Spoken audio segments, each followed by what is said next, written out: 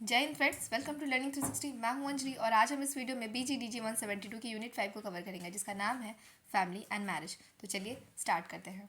Start करने से पहले एक बार हम देख लेते हैं कि पिछले वाले पार्ट में हम क्या क्या पढ़ रहे थे, जिसमें हम समझ चुके थे कि फीमेल जो है, फीमेल का जो अंडरमाइनिंग हुआ है फैमिली की स्टडी में, उसको फेमिनिस्ट जो है किस तरह से हाईलाइट करती है, किसका जो लूप होल्स रह गया वो बताती है। दलित फेमिनिस्ट बोलती हैं कि जितना भी जनरल स्टडी किया गया है, अगर फेमिनिस्ट भी की है तो दलित विमेन को छोड़ दी है। तो दलित विमेन जो है अपने तरफ से बताती है, क्योंकि देखिए लॉ तो बन गया है, सब अनटचेबल्स लोग, अब अनटचेबिलिटी है भी नहीं।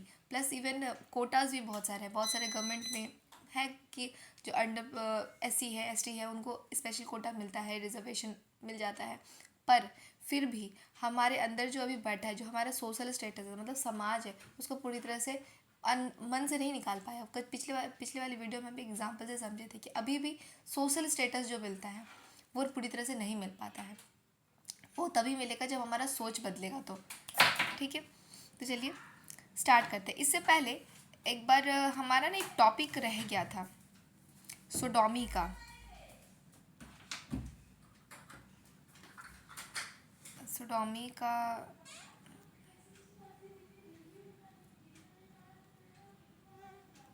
रुक जाइए, एक टॉपिक हमारा रह गया था जब वीडियो हम दोबारा देखे तो।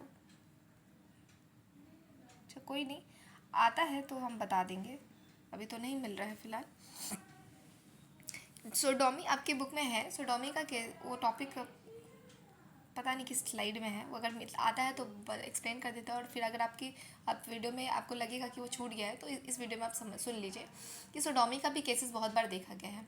सोडोमी क्या होता है कि अगर आप, रेप का मतलब यही नहीं है कि मेल जेनिटल पार्ट जो है, मेल का सेक्सुअल ऑर्गन अगर फीमेल के बॉडी में पेनिट्रेट कर रहा है, मतलब बोल सकते हैं वेजाइना में पेनिट्रेट कर रहा है, वही फोर्सफुली, यही रेप नहीं है। अगर वो पेनिट्रेशन ओरल है, एनल है, तब भी उसको रेप की तरह ही कंसिडर किया जाएगा। और ये भी बहुत बार देखा जाता है। इस प्रोसेस को बोलते हैं सोडोमी, मतलब फोर्सफुली, अगर फोर्सफुली पेनिट्रेशन हो रहा है, वेजाइना में हो, एनल में हो या फिर माउथ में हो। ठीक है, उसके बाद अब आते हैं हम टॉपिक पे जो हम लोग कर रहे थे, domestic violence undermining the notion of family as a haven. जो हम बोलते हैं कि फैमिली जो है एज अ सेफ हेवन की तरह है। पर क्या सच में? इसके पीछे हम बहुत सारा पॉइंट कवर किए थे, जिसमें से हमारा जो 5th नंबर पॉइंट है ये पिछले वाले वीडियो में कंप्लीट हो चुका था, और 6 वाला पॉइंट हम इसमें डिस्कस करेंगे इस वीडियो में, जिसमें हम वायलेंस अगेंस्ट एज्ड पर्सन और वीडोज़ के बारे में पढ़ चुके थे कि वीडोज़ के साथ भी किस तरह का वायलेंस फेस करते हैं। कभी कभी उनको ज़बरदस्ती प्रोस्टिट्यूशन में भी ढकेल दिया जाता है, उनको सोशल स्टेटस नहीं दिखता, उनको डिग्निटी से लाइफ जीने का अधिकार नहीं मिलता। बहुत बार उनको विचक्राफ्ट, या फिर बहुत बार उनको बोलते हैं कि अपने हस्बैंड को खुद ही बोलते हैं ना, पति को खा गई। वो मतलब उनका तो दोष नहीं है ना उसमें, अगर वो आई, अगर होता है, मिसफॉर्चुनेट होता है कभी कभी किन्हीं के साथ, तो इसमें उनका दोष नहीं है ना, पर उनको उसके लिए मानते हैं कि इसका लक्षण सही नहीं है। ये सब क्या है? ये आपका गंदा सोच है जिसके कारण आप उसको टॉर्चर कर रहे होते हैं। दूसरा आता है हमारा violence and discrimination against LGBTQ members. देखिए LGBTQ मेंबर्स के लिए वायलेंस क्यों हो रहा है? देखिए ये ट्रू केसेस ऑफ इसका, ये जो चाइल्ड अब्यूज़ है ना, चाइल्ड अब्यूज़ का हमारा जो लास्ट पॉइंट है वो है ट्रू केसेस ऑफ सोडोमी। कभी ये बहुत बार ऐसा होता है कि ना छोटे बच्चों के साथ, मतलब छोटे बच्चों के ना सोचते हैं कि पता नहीं चलेगा, तो बहुत ऐसा केसेस आया है जिसमें छोटे बच्चे के ना माउथ में उसके जो मेल मेंबर होते हैं वो अपना जेनिटल पार्ट है, या बोल सकते हैं कि पीनस है, उसको पेनिट्रेट कर देते हैं माउथ में, जिसको ओरली बोल सकते हैं। तो ये सब केसेस भी बहुत बार सामने आया है। और ऐसा नहीं है कि जो फीमेल है, फीमेल ही सेक्सुअल वायलेंस की विक्टिम बनती है, कई बार मेल भी सेक्सुअल वायलेंस के विक्टिम बनते हैं। जब आप बोलेंगे मेल मेल कैसे होंगे, बहुत बचपन में पहले मेरे को भी ऐसा डाउट था, बहुत लोगों को होता है कि अरे लड़कों के साथ रेप कैसे होगा। नहीं, रेप में वो सब कुछ आ जाता है, वेजाइनल सेक्स भी आता है, as well as anal sex भी आता है, और ओरल सेक्स भी आता है। तीनों को ये सब तीनों प्रोसेस को ही सोडोमी में कंसिडर करते हैं। ठीक है, तो हमारा पॉइंट जो हम कर रहे थे कि जो सेक्सुअल हैरेसमेंट है जो सेक्सुअल हैरेसमेंट हो चुका था, लास्ट टॉपिक हमारा रह रहा था, ये हो गया था violence against age person and widows हो गया था। और लास्ट जो हमारा बचा है डिस्क्रिमिनेशन जो होता है, वायलेंस जो होता है LGBTQ मेंबर्स के लिए। देखिए LGBTQ मेंबर्स के लिए पर इसलिए ज़्यादा कोई लोग पसंद नहीं करते हैं, या फिर हमारे समाज में जो उनके लिए डिस्क्रिमिनेशन वाला फीलिंग है, क्योंकि ये जो है ना, ये डायरेक्ट पैट्रियार्की को चैलेंज कर रहे हैं। कैसे पैट्रियार्की को चैलेंज कर रहे हैं समझते हैं, आइए। जो हेट्रोनॉर्मेटिव सोच है ना समाज का, कि एक मेल होगा, एक फीमेल होगी, और फिर शादी होगा, उसमें एक जन सबॉर्डिनेट रहेगा और एक जन सुपीरियर रहेगा, ठीक है। एक जने रूल करेगा, करने के लिए आपको एक जने कोई आपके अंडर में होना चाहिए ना। आप अकेले राजा नहीं बन सकते। राजा तभी है जब प्रजा है ना। तो आप राजा तभी हैं जब आपको रूल करने का अधिकार कोई दे रहा है, आपको मान रहा है। जैसे सिंपल में आप समझिए कि जो टर्म्स वगैरह यूज़ करता है, अच्छा कि पति हैं, बहुत बार बोलते हैं, बहुत वाइफ को हम भी सुने हैं कि अपने हस्बैंड को ऐसा मालिक की तरह बोलती है कि मालिक आप ये ला दीजिएगा, मालिक, मतलब उनके दिमाग में बैठा है वो चीज़ कि मेरा सारा काम तो यही पूरा कर रहे हैं। शादी इक्वल एक कंपेनियनशिप है, पर नहीं, शादी यहाँ पे बड़े छोटे का एक डील की तरह हो जाता है कि हम आपको रखे हैं। विमेन खुद ही अपने अपने आप को इन्फीरियर या उनको एज अपने लिए प्रोटेक्टर की तरह कंसिडर करती है। तो ये जो चीज़ है, पर लेस्बियन जो है, गे जो है, LGBTQ, लेस्बियन है, गे है, बाइसेक्चुअल है, ट्रांसजेंडर है, ये सब जो है, ये इसमें ये बिल्कुल नहीं होता कि एक जो कपल्स होंगे वो इसमें एक लड़का होगा और एक लड़की होगी, बिल्कुल नहीं। यहाँ पे है दो लड़की भी कपल हो सकती है, दो लड़के भी कपल हो सकते हैं, और ये दोनों जन जो होते हैं, ये दोनों दोनों सेम होते हैं। मतलब इसमें कोई ये नहीं है कि कोई घर का काम करेगा, कौन बाहर का काम करेगा, क्योंकि दोनों सेम सेक्स के हैं। और यहाँ पे कंपेनियनशिप का मतलब रिप्रोडक्शन ही खाली नहीं है, जो पिछले हम लोग सेक्सुअलिटी वाले चैप्टर में पढ़े थे, पर ऐसा बिल्कुल नहीं है यहाँ पे। यहाँ पे शादी का मतलब बच्चा ही पैदा करना नहीं है, शादी का मतलब कंपेनियनशिप है, एक दूसरे का ज़िंदगी भर साथ रहना है। जो हेट्रोनॉर्मेटिव सोसाइटी जो है ना, जो सोचता है कि हमेशा कैसा होना चाहिए समाज में, शादी सबसे बेस्ट शादी क्या होता है, एक लड़का का और एक लड़की का। और अब देखेंगे ना, बहुत सारा रूल्स बना हुआ है कि लड़के हमेशा बड़े होते हैं और लड़कियां हमेशा छोटी होगी एज अ हस्बैंड वाइफ में। क्यों लड़की बड़ी नहीं हो सकती क्या? हो सकती है। आप मूवीज़ में भी बहुत बार देखेंगे कि बहुत बड़े बड़े हीरो को छोटी छोटी लड़कियों के साथ कास्ट कर देते हैं, क्योंकि बोला जाता है लड़के तो बूढ़े नहीं होते, लड़के तो बड़े भी हैं तो ठीक लग रहे हैं, क्यों बहुत ज़्यादा आपको एज गैप दिखता है। पर लड़की बड़ी होती है तो वो बोलते हैं अरे लड़की कभी थोड़ी बड़ी होती है।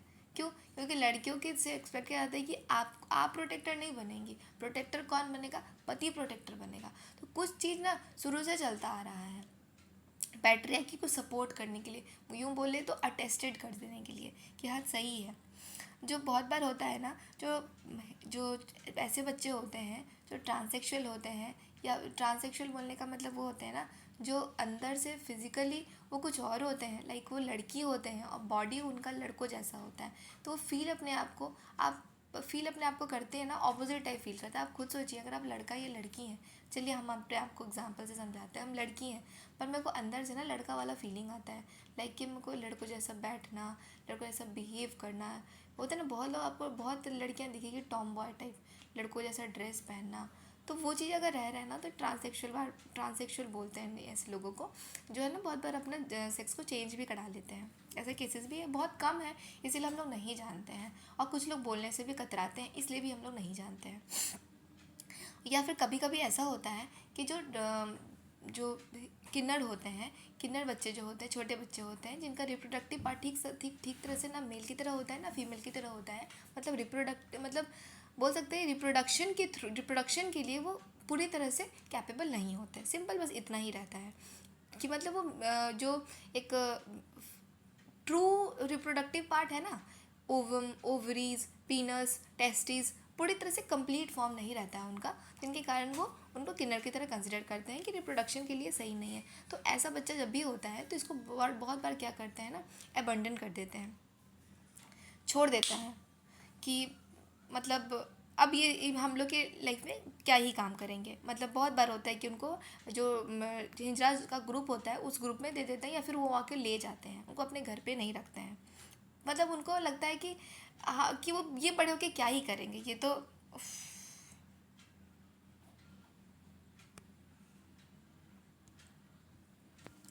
ये बड़े होके क्या ही करेंगे, ये तो बस जो बोलते हैं ना, ट्रेन वगैरह में हम लोग को बहुत बार देखने को मिलता है कि वो ताली बजाते हैं और ब्लेसिंग्स देते हैं, या फिर आपके घर पे बच्चा होता है तो वो आती है, डांस करती है और ब्लेसिंग्स देके जाती है। नहीं, यहीं पे नहीं है। आप उनको प्रोवाइड करके तो देखिए। ये देखिए कुछ एग्जांपल्स देखिए। पहला वाला पिक, जो पेंटिंग वाला पिक है, उसमें जो बच्चे को अबैंडन कर दे रहे हैं, छोड़ दे रहे हैं, जो उनका जेंडर सही, मतलब सही क्या बोल सकते, जो किन्नर वाले ग्रुप में आते हैं।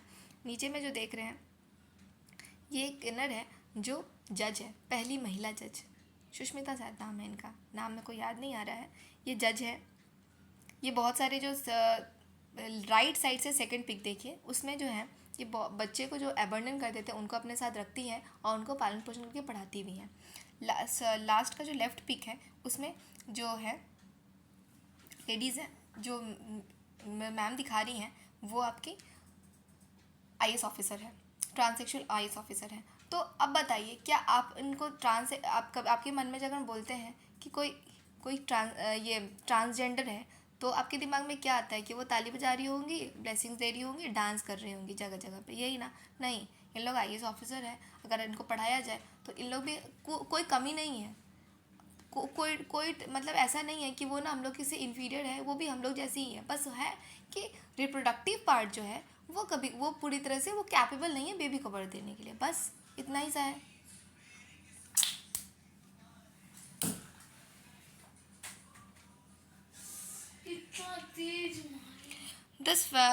उसके बाद आता है हमारा थर्ड पॉइंट, होमोसेक्सुअलिटी अनएक्सेप्टेड है। जनरली हम लोग, क्योंकि होमोसेक्सुअलिटी क्या है, ये डायरेक्ट पैट्रियार्की को चैलेंज करता है। क्योंकि लड़के लड़की अगर दोनों सेम होंगे, दोनों अगर सेम होंगे तो क्या होगा, फिर उनमें बड़ा छोटा वाला बात नहीं हो जाएगा ना। फिर तो आप किसको सबऑर्डिनेट बोलेंगे, फिर तो जो मेल डोमिनेंस है वो तो नहीं दिखेगा ना। तो कहीं ना कहीं इसको होमोसेक्सुअलिटी एकदम भी एक्सेप्ट नहीं करते लोग, बोलते हैं कि ये कैसे हो सकता है।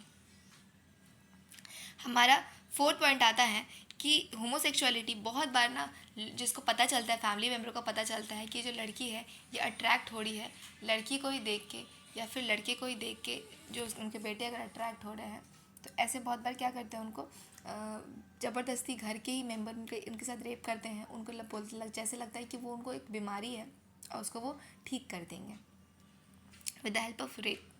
ठीक है। उसके बाद हमारा आता है,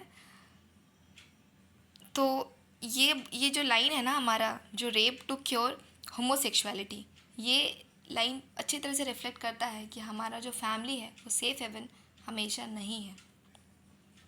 फिफ्थ पॉइंट है कि मैन और वुमेन को फोर्स किया जाता है कि आप हेट्रोसेक्सुअल मैरिज करें। बहुत बार लड़के भी होते हैं, देखिए ये तो साफ, आज आप किसी को रुपया देंगे, मतलब जो जो जो होमोसेक्सुअल नहीं है, ठीक है, तो आपको बोलेंगे कि हम आपको रुपया भी दे रहे हैं, आप लड़की से शादी कर लीजिए, तो आप नहीं कर पाएंगी, बिल्कुल नहीं कर पाएंगी, आप नहीं फील कर पाएंगे। सेम वैसे ही अगर आप उनको ना कुछ भी दें, कुछ भी सपोर्ट करें, पर वो अगर लड़की को देख के ही प्यार फील करती है, तो वो कभी लड़कों के साथ नहीं रह पाएगी, तो वो मन से एक्सेप्ट नहीं कर सकती है। पर आप लोगों को लगता है कि अगर कोई भी सोशल नॉर्म्स के अगेंस्ट जा रहा है ना, तो मतलब उसको कोई डिफेक्ट है। होमोसेक्सुअलिटी एक पहचान है, हेट्रोसेक्सुअलिटी भी एक पहचान है। किसी के पहचान को आप डिफेक्ट की तरह नहीं बोल सकते कि ये तो इसको बीमारी है। बहुत बार उसको साइकेट्रिस्ट के पास ले जाते हैं, उसको ठीक कराने के लिए कुछ झाड़ फूक भी करा देते हैं, उससे सबसे ज़्यादा तो एक्सट्रीम कर देते हैं कि उनके साथ रेप ही कर देते हैं घर के लोग, कि वो फील कर पाएँ कि उनके अंदर कुछ प्रॉब्लम है। ये हेट्रोसेक्सुअल जो रिलेशन होता है ना, यही ज़्यादा अच्छा होता है। तो हमारा लास्ट टॉपिक आता है जो बताता है कि जो फैमिली होता है हमेशा सेफ हेवन की तरह नहीं होता, एक ऐसा घर नहीं होता है जहाँ पे आपको सब कुछ सेफली मिल जाता है। कई बार आप घर पे ही डिस्क्रिमिनेशन और वायलेंस फेस करते हैं। ठीक है। अब आता है हमारा जो फैमिली है, फैमिली लगभग कंप्लीट हुआ।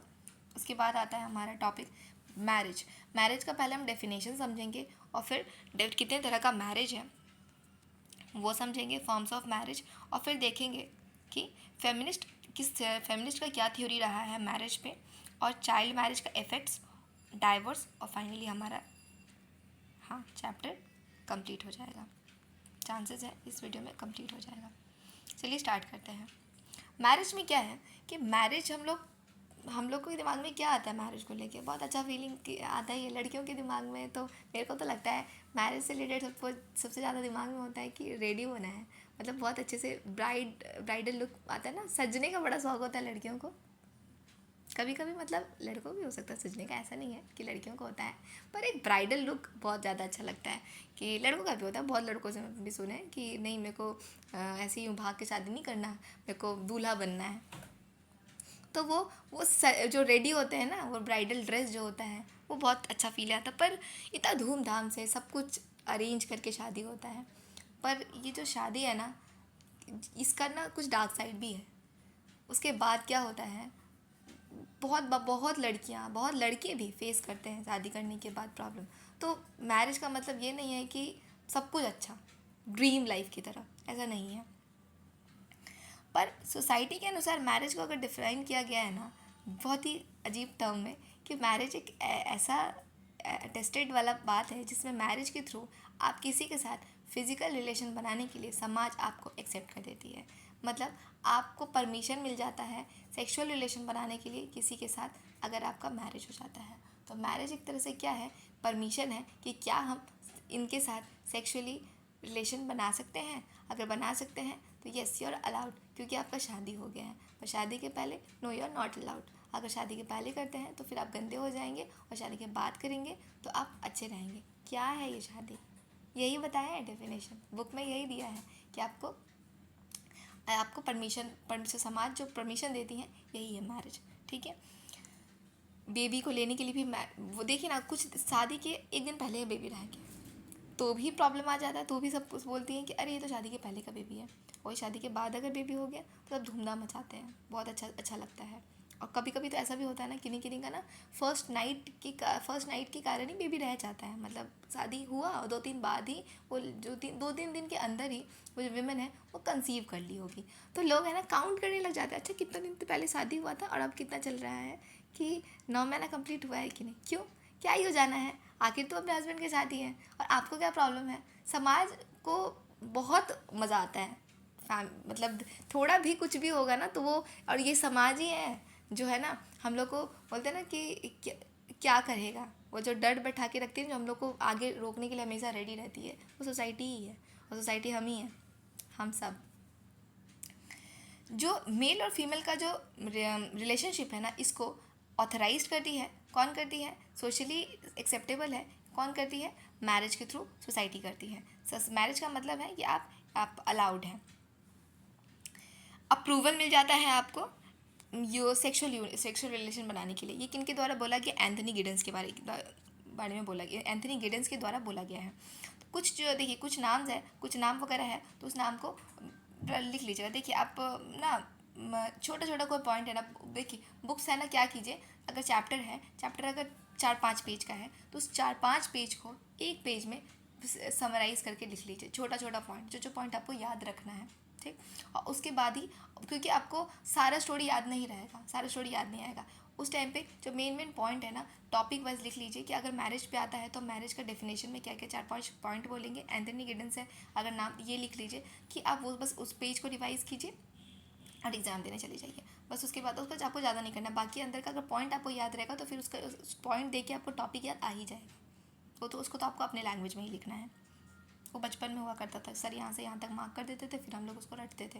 वो तो अब है नहीं, आप बस टॉपिक समझ लिए, उसके बाद अपने लैंग्वेज में लिखेंगे। तो बस जो की पॉइंट्स है उसको याद रखिएगा। थर्ड आता है हमारा कि जो हेटेरोनॉर्मेटिव सोसाइटी जो रिलेशनशिप होता है उसको हम लोग क्या करते हैं, उसको समाज पूरी तरह से एक्सेप्ट करता है। पर कोई भी अगर ऐसा जेंडर है जो होमोनॉर्मेटिव सोसाइटी है, उसको समाज एक्सेप्ट नहीं करता, अभी तक तो नहीं कर रहा है पूरी तरह से। कहीं कहीं किसी जगह पे देखा जाता है कि हाँ मम्मी पापा भी रेडी हो जाते हैं कि हाँ चलो कोई नहीं है मतलब एक्सेप्ट कि ठीक है मेरा बेटा अगर बेटा से की शादी रहना चाहता है तो ठीक है, रह सकता है, पर अभी थोड़ा उतना भी नहीं आया है तो टाइम लगेगा। सेम सेक्स मैरिज ना एक तरह से ना टैबू की तरह कंसिडर करते हैं। बहुत सारे देश लीगल सैंक्शन दे दिया है कि ठीक है आप रह सकते हैं साथ में। पहले तो होता था कि कभी भी देखते थे ना किसी को सेम सेक्स वाले कपल्स को देखते थे तो बहुत बार तो ब्रूटली उनको मार दिया करते थे, और बहुत मारते थे। मतलब बहुत उनको और हीनियस तरीक़े से भी देखा जाता था कि अगर किसी दो लड़की को देख लिया, एक लड़का लड़की साथ में है तो ठीक है, कोई ख़राब नहीं है, पर किसी लड़की लड़की को साथ में देख लिए, लड़का लड़का को साथ में देख लिए तो बहुत बार उनको मारा भी गया। इवन मॉब लिंचिंग की तरह, मतलब भीड़ मार के उसको कभी कभी ख़त्म भी कर दिया है। पिछले कुछ वीडियोज़ में है इस टॉपिक पर डिस्कस हो चुका है। तो उसके बाद हमारा आता है 1 2 3 4 5 पॉइंट में देखिएगा कि कुछ मैन और वुमेन को अलाउ है कि हाँ शादी के बाद आप बेबी आप ले सकते हैं, अगर नहीं भी होता है तो आप अडॉप्ट भी कर सकते हैं। पर ये जो है बेबी लेने का ये प्रावधान ये गे कपल को या लेस्बियन कपल को नहीं है। बोलते हैं कि शादी का जो मेन पर्पस है ना ये रिप्रोडक्शन ही है, बायोलॉजिकल रिप्रोडक्शन ही है। मतलब आपका शादी हुआ है तो शादी हुआ तो बेबी लेना ही है, ये कंपलसरी है। क्योंकि बहुत प्रेशर देते ही हैं कि शादी हो गया तो अब गुड न्यूज़ कब दोगी, गुड न्यूज़ क्यों कब दोगी। तो ये चीज़ रहता है ना, और ये इसके कारण ना ये जो रिप्रोडक्शन के साथ जो जोड़ देते हैं ना, ये इसके कारण ना बहुत बार होता है कि कोई फीमेल अगर कंसीव नहीं कर पाती है तो उनको कंप्लीट वीमेन कंसिडर भी नहीं करते हैं। बहुत गंदे तरीक़े से उनके डिग्निटी को हम लोग डिग्निटी को बहुत बार हर्ट कर देते हैं कि नहीं वो कम्प्लीटली नहीं है। एक बहुत बार होता है कि शादी हुआ उनका और वो पता चला कि वो बेबी को बर्थ नहीं दे सकती, कंसीव नहीं कर सकती है, तो उनके सामने ही दूसरी लड़की से फिर शादी कर लेते हैं। किस लिए कि बेबी को बर्थ देंगे, हमारे घर को बच्चा मिल जाएगा। अब इससे भी ज़्यादा तब हो जाता है जब पहली वाली वाइफ जो है वो लड़कियों को जन्म दे देती हैं, तो लड़कियों बेटे का जन्म नहीं हुआ तो फिर वो दोबारा शादी कर लेते हैं, जबकि उनको ये नहीं पता किसी लड़की का कोई किसी लड़की से डिपेंड नहीं करता कि अगर बेबी बॉय हुआ है कि बेबी गर्ल हुआ है, ये लड़की पर डिपेंड नहीं करता है। किस पर डिपेंड करता है? मेल क्रोमोसोम पर डिपेंड करता है ना। पर फिर भी वो दूसरा शादी कर लेते हैं। आप खुद सोचिए कितना वियर्ड सिचुएशन रहता होगा। आप अपने ही पति का शादी देख रही हैं, अपने ही पति को देख रही हैं कि दूसरी लड़की को घर पे लेके आए हैं। पता नहीं क्या क्या क्या ही सोच रहता है उन लोगों का। तो ये सब चीज़ भी बहुत मायने रखता है, छोटा छोटा चीज़ जो बहुत बड़ा इम्पैक्ट डालता है कि और बहुत ये पहले वाले सेक्सुअलिटी वाले चैप्टर में भी डिस्कस किए थे कि सेक्सुअल रिलेशन बनाना जो होता है, सेक्सुअल रिलेशन में भी बहुत बार होता है कि उनको बोलते हैं कि आप रिप्रोडक्शन के लिए ही सेक्सुअल रिलेशन बना सकते हैं। अगर आप रिप्रोडक्शन के लिए सेक्सुअल रिलेशन नहीं बना रहे हैं तो समाज आपके लिए मतलब आपको तुच्छ नज़र से देखती है। और यही रीज़न है कि ओल्ड एज पीपल को अलाउ नहीं है। आप ये सब हम डिस्कस किए हुए हैं पिछले वाले वीडियोज़ में, देख लीजिएगा सेक्सुअलिटी वाले चैप्टर में। उसके बाद हमारा आता है सेकंड लास्ट आता है, नहीं थर्ड लास्ट जो है हमारा, कि ये समझना कि बहुत बार देखिए बच्चा जो होता है ना, एक कभी कभी होता है कि आपका ना अकेलापन को भी दूर कर देता है। तो ये इसलिए नहीं है कि मैरिज का मेन पर्पस ही है बच्चा, ठीक। हालांकि ये लॉ ला रहा है, हो सकता है बिल पास हो, कभी कानून आ जाए कि जो पहले तो ये जैसे कंपेनियन अलाउड नहीं था पर अब कर दिया है कि आप लोग साथ में रह सकते हैं, तो ठीक वैसे ही शायद हो सकता है कि बेबी भी लेने का प्रावधान हो जाए।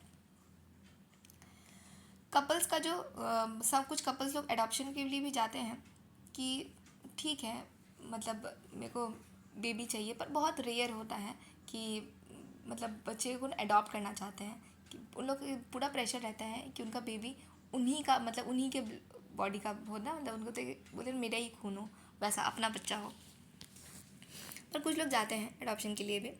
जस्ट इससे पता चलता है कि जो मैरिज है ये रिप्रोडक्शन के लिए ही नहीं होता है। मैरिज एक कंपेनियनशिप है। मतलब आप शादी किसी के साथ इसलिए नहीं करते हैं कि शादी के बाद आपको बेबी को बर्थ देना है। शादी किसी के साथ इसलिए क्योंकि अगर बेबी को बर्थ देने पर ही सब कुछ हो जाता तो बेबी हो जाने के बाद बहुत कपल्स लोग होते हैं जो अच्छे से नहीं रह पाते हैं, सेपरेट होना पड़ता है उनको। ऐसा तो नहीं है ना कि हमेशा बहुत अच्छे से रह लेते हैं। तो बोलने का मतलब ये है कि लेस्बियन और गे जो हैं अगर वो साथ में रह रहे हैं तो इसलिए नहीं, उनको अलाउ नहीं करिए कि वो शादी नहीं, बेबी नहीं बर्थ कर सकते हैं। इसलिए लोग साथ रह सकते हैं क्योंकि कंपेनियनशिप है शादी। यहीं तक रहने देते हैं। Thank you.